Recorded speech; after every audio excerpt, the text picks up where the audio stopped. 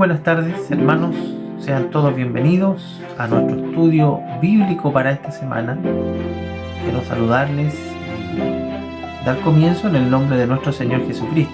Le quiero invitar también a que busque en su Biblia la lección para esta semana, la cual encontramos en Gálatas capítulo 6, del verso 1 al 5. Y el texto sagrado está en Santiago capítulo 5, verso 20. Búsquelo.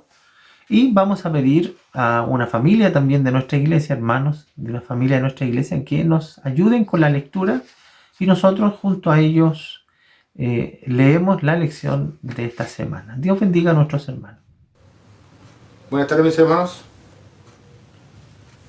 Hermanos, si alguno fuere sorprendido en alguna falta, vosotros que sois espirituales, restauradle con espíritu de mansedumbre, considerándote a ti mismo, no sea que tú también seas tentado. Sobrellevar los unos las cargas de los otros y cumplir así la ley de Cristo. Porque el que se cree ser algo, no siendo nada, a sí mismo se engaña.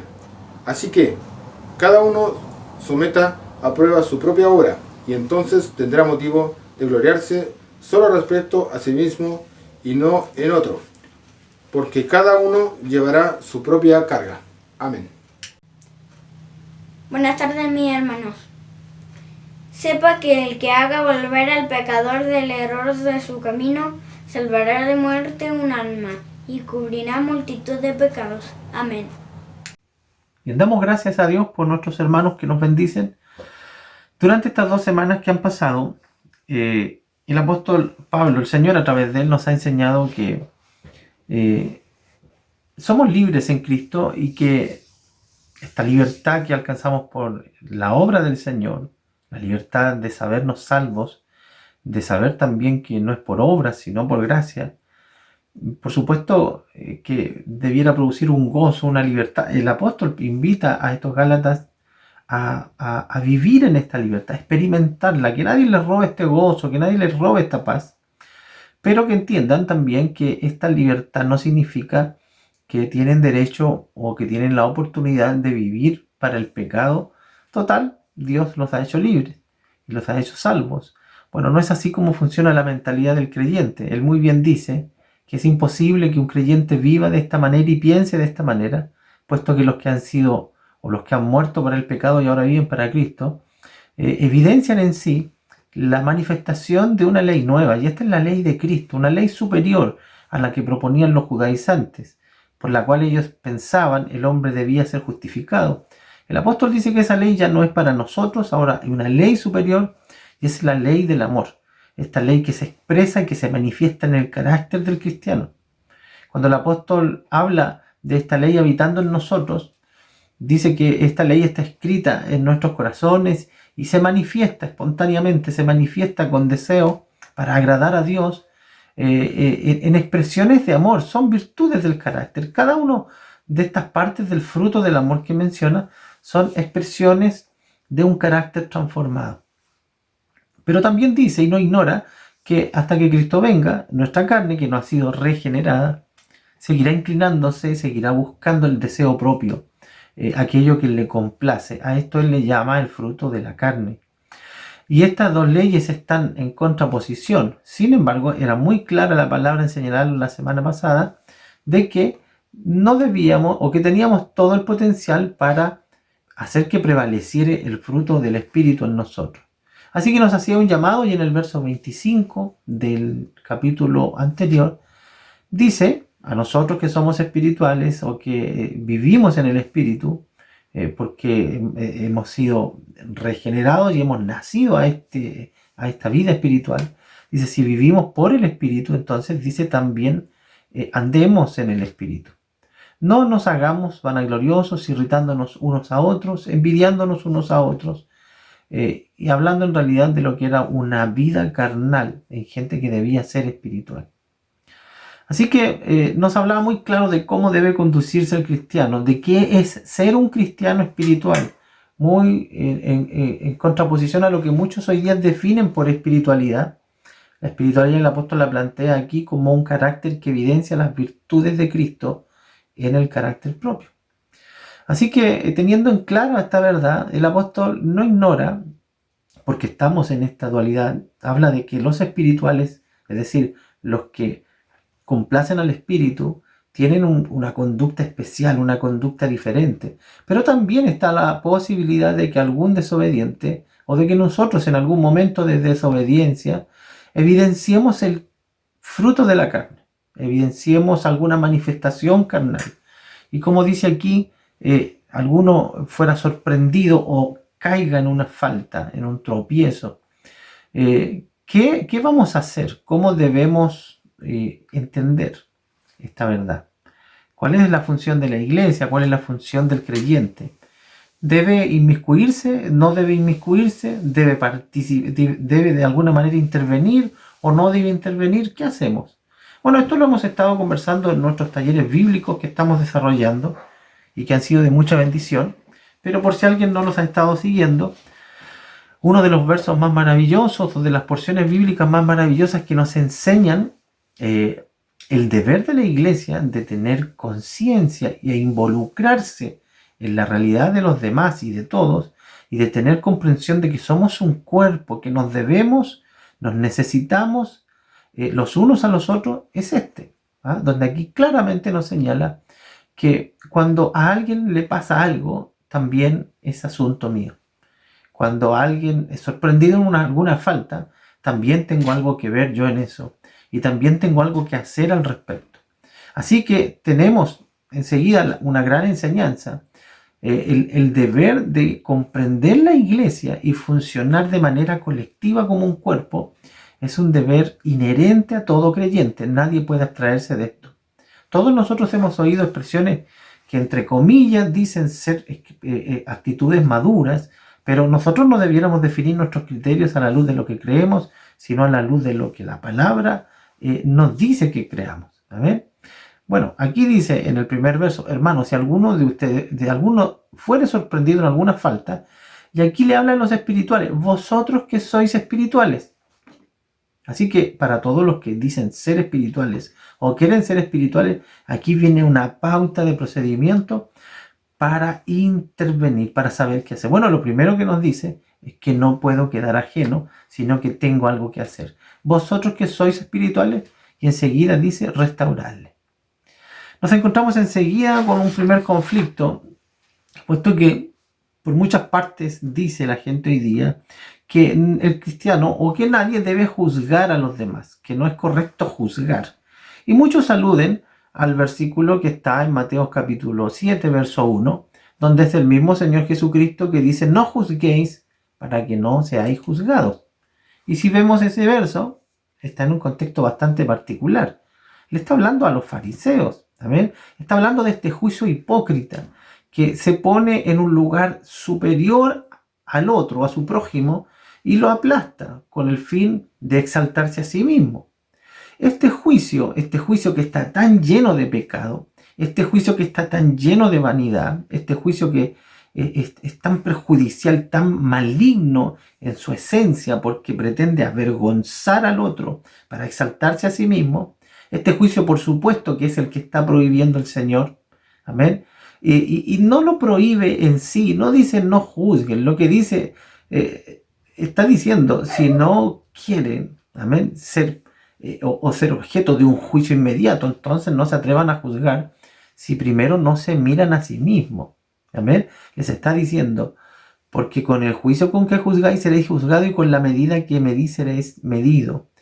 ¿Y por qué miras la paja que está en tu hermano y no echas de ver la viga que está en tu propio ojo? Es decir, tienes un mal tan grande en tu propia vida y estás viendo el error de tu hermano. Entonces ahí es donde hay un concepto especial que es la hipocresía de pretender o querer mostrarse superior, diferente o mejor, cuando en realidad no lo soy. Y cuando uso a mi hermano o el error de mi hermano para exaltarme a mí mismo. Eso es vanaglorioso, eso es pecaminoso y ese es un juicio indebido. Pero para las personas que dicen que no debemos juzgar, que Dios nos manda no juzgar, yo les presento un versículo en Juan capítulo 7, verso 24, donde es el mismo Señor quien ahora dice, no juzguéis según las apariencias. Y aquí parece que lo explica un poco mejor. Dice, sino más bien, juzgad con justo juicio. Es el mismo Señor que nos está mandando a juzgar. Ahora, si lo vamos a hacer, hagámoslo bien. No lo hagamos según las apariencias, según lo que parece. Nos está diciendo que no juzguemos las conciencias de las personas en base a las acciones que cometen. ¿Amén? Eso es muy elemental.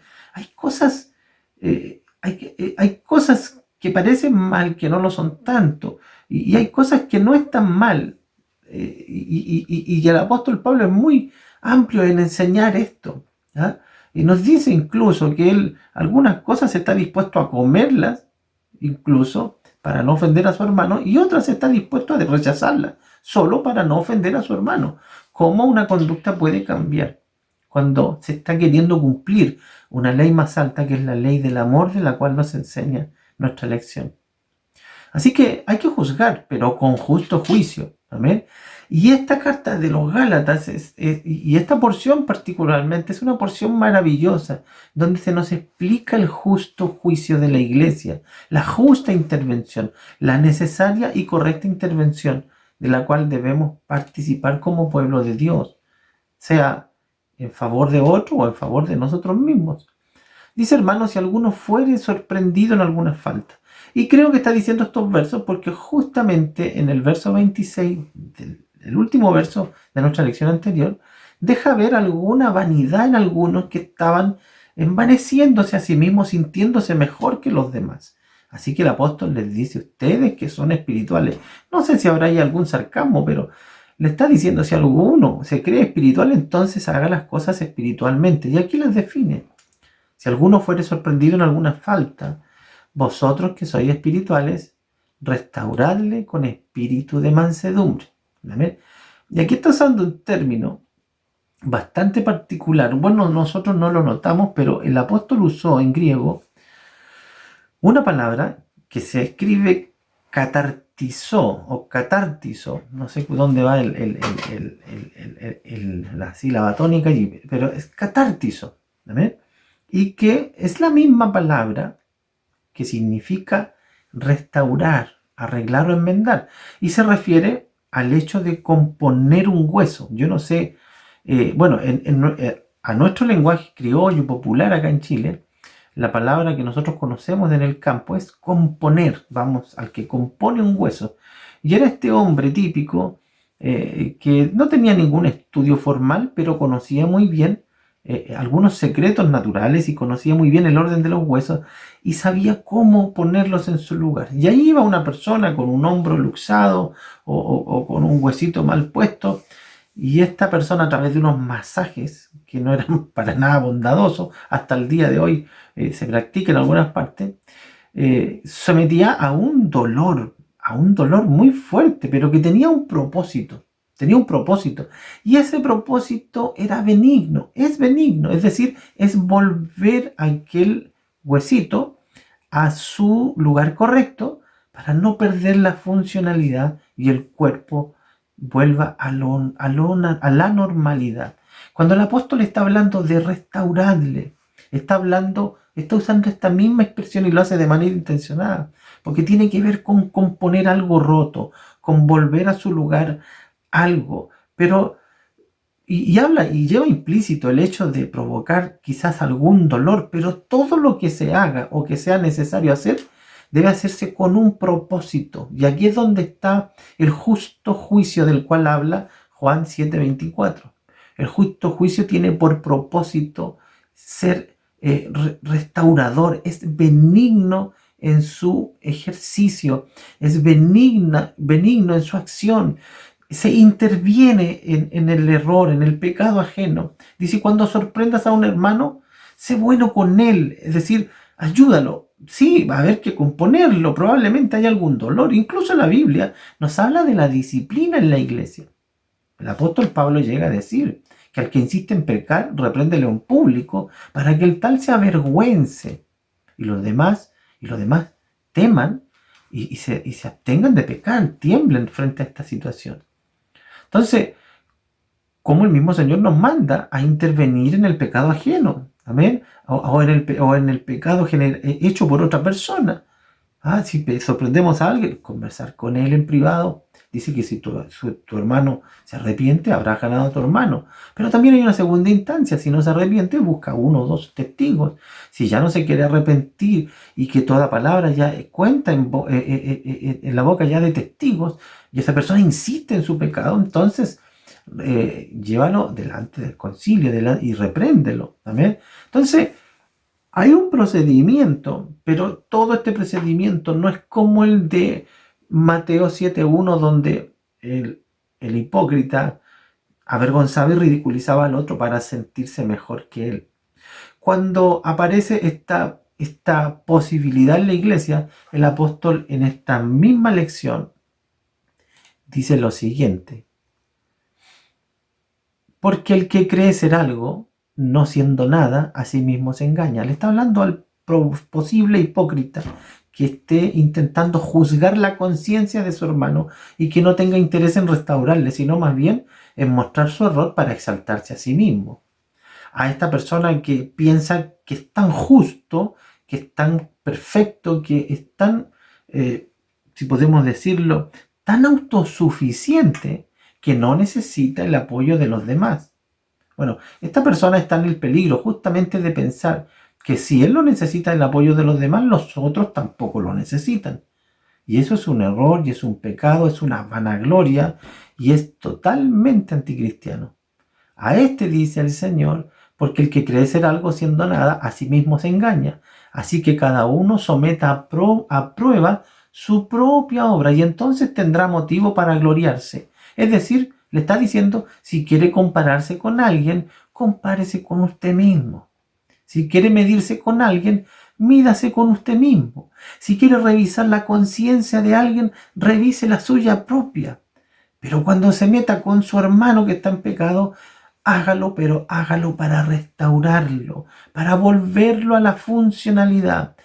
Esto pudiera implicar algún proceso de restauración, de restitución, donde la persona tendrá que arrepentirse, donde la persona tendrá que incluso avergonzarse, pedir perdón.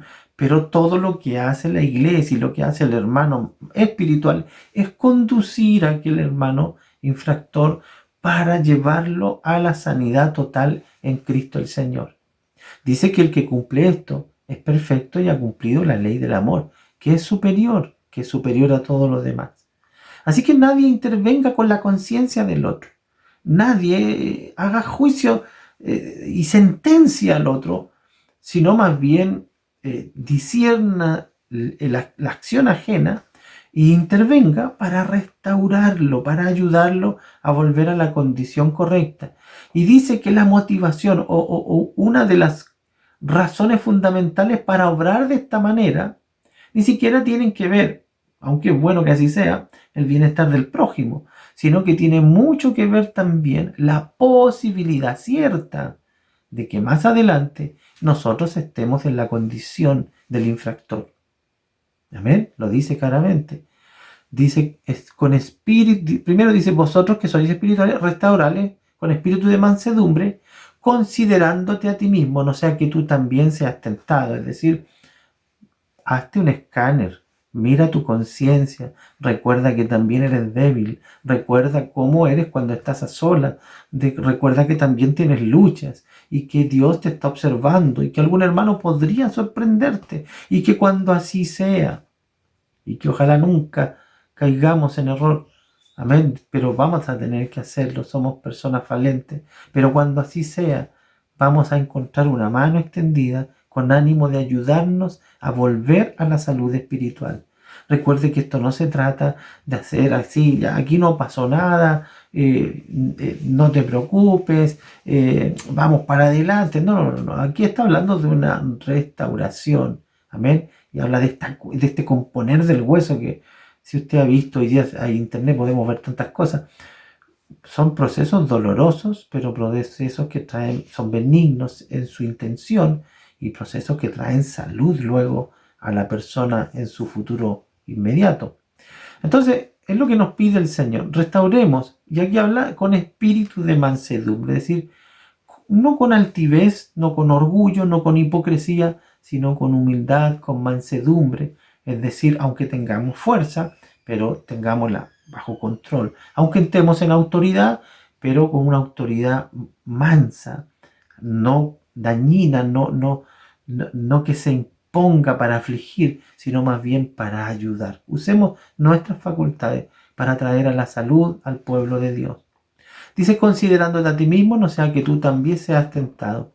Así que la recomendación del apóstol Pablo para los espirituales, y ya oigan esto, aquellos que piensan que en la iglesia no deben juntarse con los demás, no deben hablar con los demás porque solamente esto le trae problemas. Bueno, esa es una conducta, y se lo digo a la luz de la palabra, muy carnal. Es una expresión pecaminosa, es una expresión de egoísmo y está muy lejos de lo que debe ser un creyente espiritual.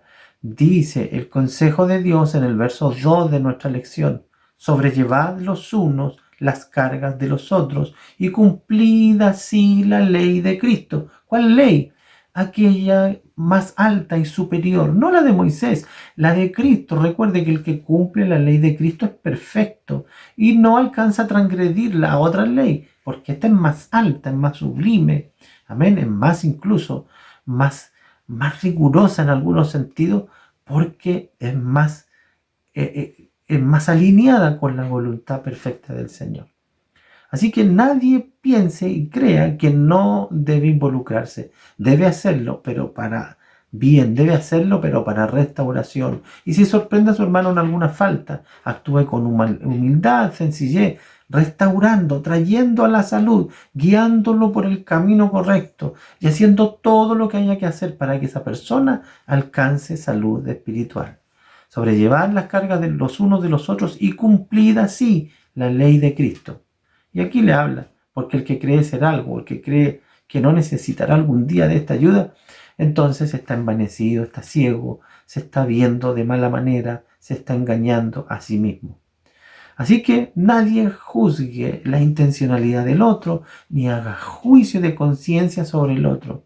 Nosotros juzgamos las obras, las conciencias las ve el Señor. Amén.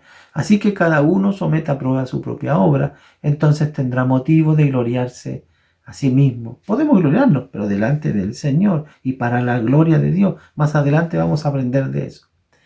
Dice, porque cada uno llevará su propia carga. Y aquí está hablando, bueno, aquí no notamos la diferencia, pero en griego usa dos términos diferentes. Arriba dice que cada uno, que debemos sobrellevar las cargas los unos de los otros.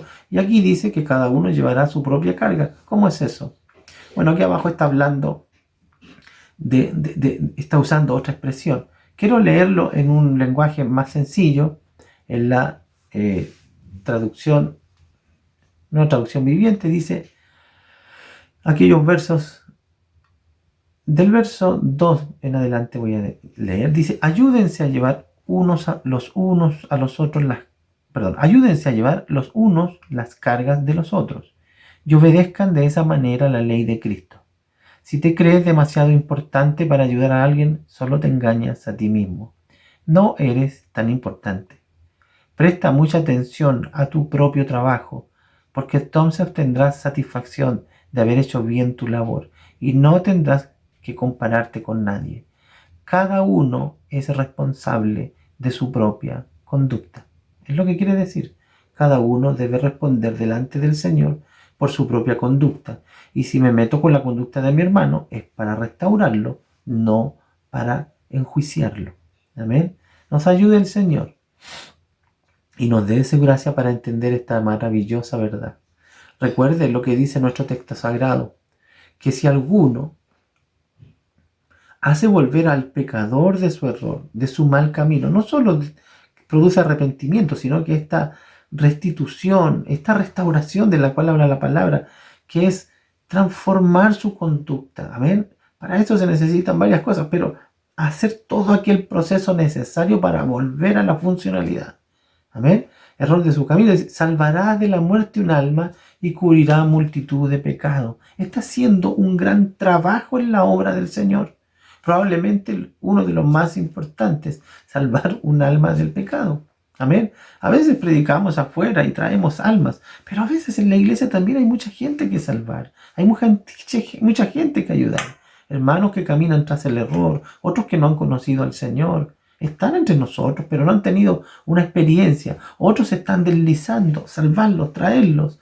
Estamos colaborando de una manera intensa, profunda y muy valiosa delante de Dios, ayudando a las almas a ser restaurados, restituidos y volver a la funcionalidad dentro de la obra. Dios bendiga esta enseñanza y podamos entender que la espiritualidad, amén, también es esto.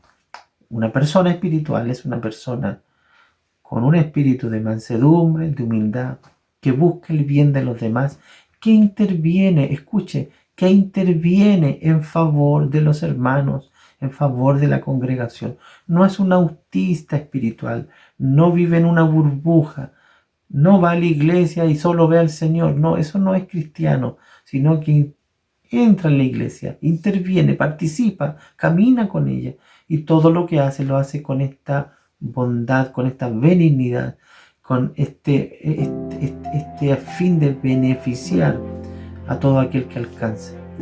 Dios bendiga esta su palabra y nosotros también podamos manifestar esta espiritualidad en nuestro contexto inmediato, nuestra casa, nuestra congregación, nuestros amigos en el Señor.